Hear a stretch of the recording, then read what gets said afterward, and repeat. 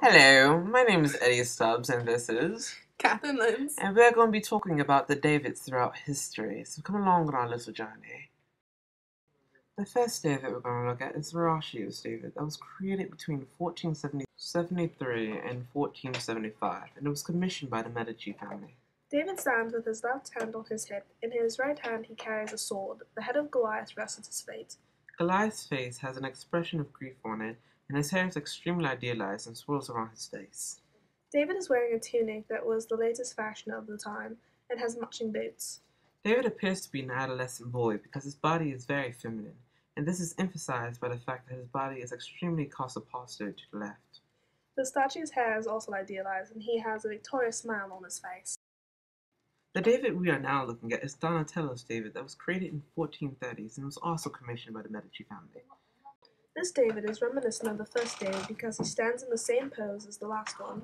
He has his left hand on his hip and a sword in the other.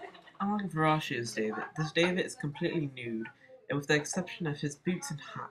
Donatello's David also stands on the head of Goliath, but the expression on Goliath's face is not one of anguish, but one of peace. The body of this David is even more feminine than the last one. I believe he has boobs. Oh, he does, doesn't he? Are you sure this is a boy? He has, you know what? Right, Moving on.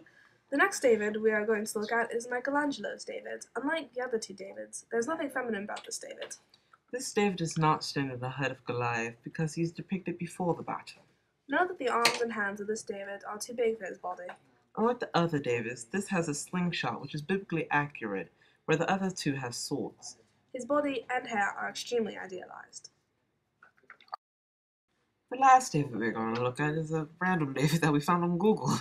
He kind of looks like Frodo from Lord of the Rings. He does, doesn't he?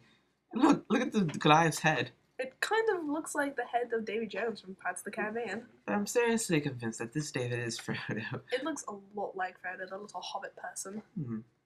This is Frodo, doesn't it? He really does look like Frodo. It really does, like the hair and everything. Even a creepy little eye twitch. Look, Frodo! It's Frodo. This is a picture we photoshopped. Photoshop Frodo. Bye. Bye.